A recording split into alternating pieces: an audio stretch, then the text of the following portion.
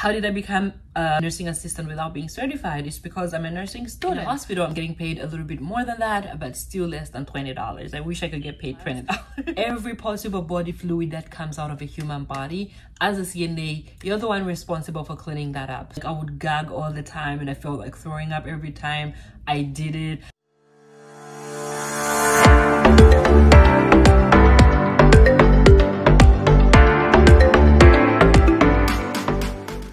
Hello everybody, if you're new here, thank you so much for being here and I hope you stick around.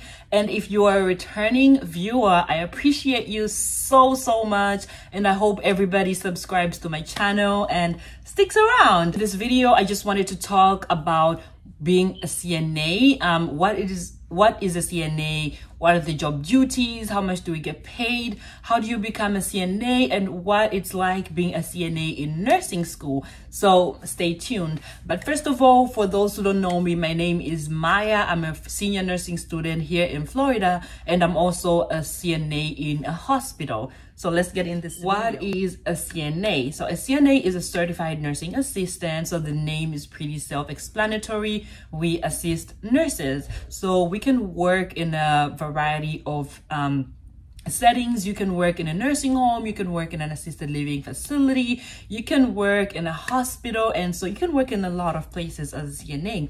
And so your job duties will vary from place to place. Speaking as a CNA, you are responsible for activities of daily living. So what are activities of daily living?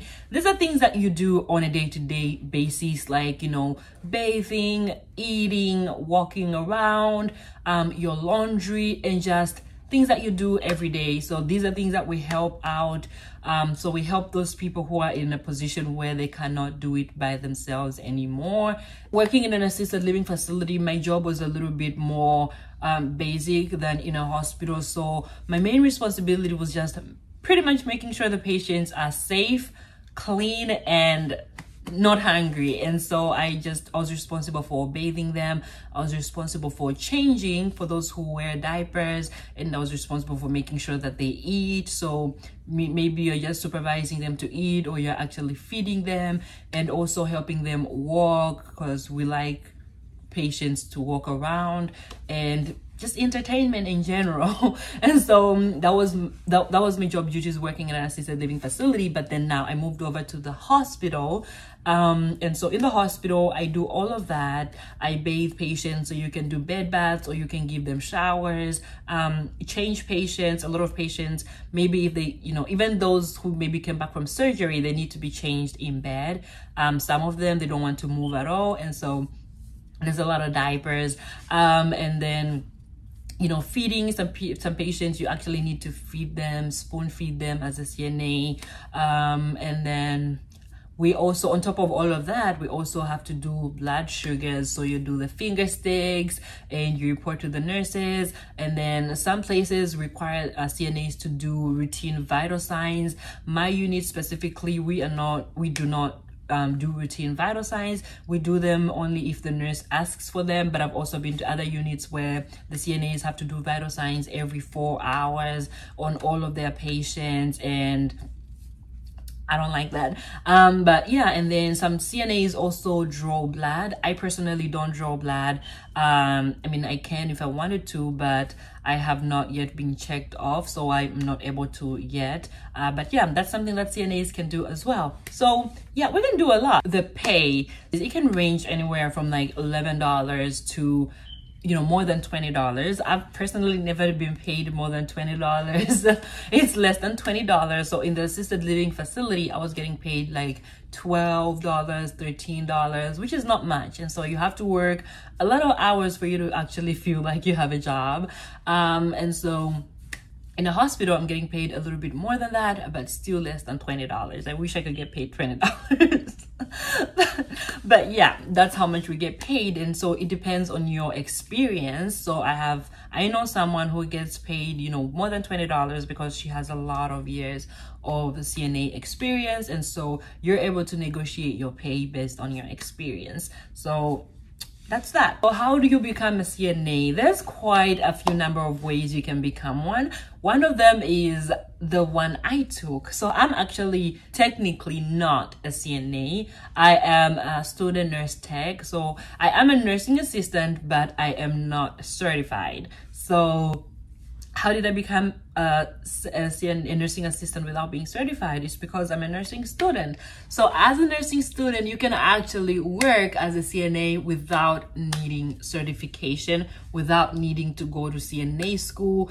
That's a thing. If you didn't know about that, that is a thing. And so some hospital requirements are different. Some hospitals will require you to have had maybe like completed 1 semester of like nursing school, and you've also done like clinicals. Some hospitals will require you to have completed 2 semesters of nursing school with clinicals.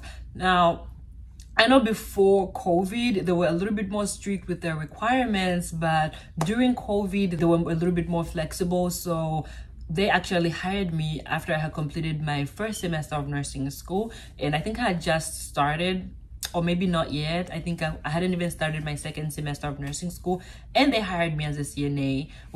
They didn't even do like that much, like that deep of an interview. They just hired me, and they were paying me way more than I was getting paid at the assisted living facility. And so yeah, I was very happy. So if you're a nursing student and you didn't know that, that's something to look into. So you can just kind of do your research on like the hospitals or facilities around you that would hire you without your certification if you don't have it yet.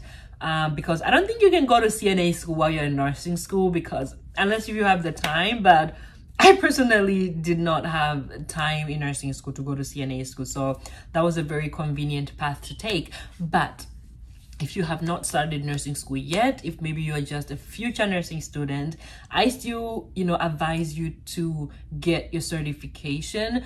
It just has a lot more opportunities. It offers you a lot more opportunities than someone like me who does not have my certification. So you can go to like CNA school, which can be anywhere from a few weeks to a few months. And then you can also do a prep course. The thing about the CNA exam, like the certification exam, is that you're able to challenge it. So you don't necessarily have to go to school for it. You're able to take maybe an online prep course or an in-person short prep course. Some can be a week, some can be 2 weeks, and you take that prep course and you're able to take the exam. So I have actually taken a CNA prep course before, even though I never really reached the point where I actually took the certification exam, but I did take a prep course before, and in my opinion, it was a really good prep course. And yeah, and I know people who did the same prep course who were able to successfully take the CNA board exam. So that's an option that you can take. And so that is how you become a CNA.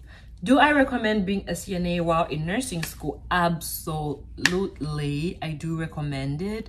I definitely feel like the way I'm so comfortable with my patient, that's all.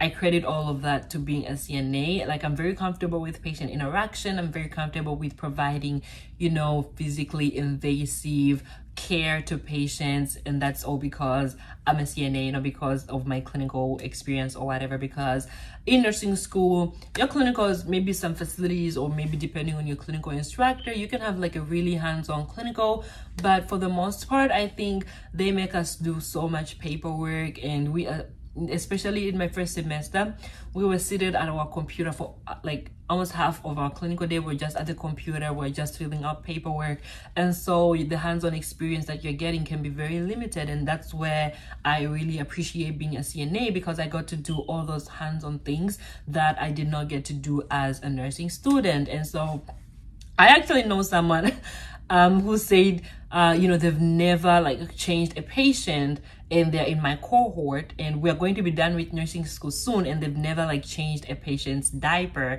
or bathed a patient. I'm like, what? How? How? And as a nurse, those are things that you will have to do. And so even if you're not a CNA, I highly encourage you while you're at clinical to try to do those CNA job duties, because those are things that you will be doing as a nurse, you will be bathing patients, you will be changing patients. And like ICUs, I've been to ICUs where they don't have techs. I'm not sure if it's all ICUs, but the ICU nurse has to do everything for the patient, you know, bathing them, changing them. And so those are things that you have to know how to do. Don't just say that, oh, that's a job of a CNA, it's not a job of like a nurse, because it is a job of a nurse and you will have to do it. And so that's that about being a CNA. If you guys have any more questions about what it's like, I'm gonna tell you this, that it is very physically exhausting, and it can also be very nasty, because every possible body fluid that comes out of a human body, as a CNA, you're the one responsible for cleaning that up. So if a patient throws up, you're the one responsible for cleaning that up. If a patient poops, because people poop, so as a CNA, you're responsible for that. So pee, cleaning them up, it's all on you, sis. So I know some people have a weak stomach and you're saying, oh, I can't be a CNA because I have a weak stomach and stuff like that. But honestly, it's something that you get used to over time. I've always had a weak stomach. Like if you ask anybody, especially my mother, she's gonna tell you how I was just so easily grossed out by things. But right now, in the beginning, I struggled a lot with like changing poop and stuff like that. I struggled a lot. Like I would gag all the time and I felt like throwing up every time I did it. But at this point, like it's just something that does not faze me at all. I could literally I eat just after, like right after changing a patient. So it's something that doesn't faze me anymore. There's definitely some situations which still gross me out, but those are very, very few situations. One more thing, just so you know, how many patients would you typically take care of? So as in the assisted living facility, it was like a 5-story building, and like it was 1 CNA per floor, so you'd have anywhere from 20 to 30 patients, just one person. And then in the hospital right now, sometimes when we are short-staffed, we would have 20 patients, but for the most part I only have 10 patients, so that's a little bit better. But yeah, just a little side note. So yeah, if you like what I've talked about, consider becoming a CNA. And if you have any more questions about being a CNA, please don't hesitate to ask me. Thank you again for watching. If you like this video, give it a thumbs up, and please subscribe to my channel, please.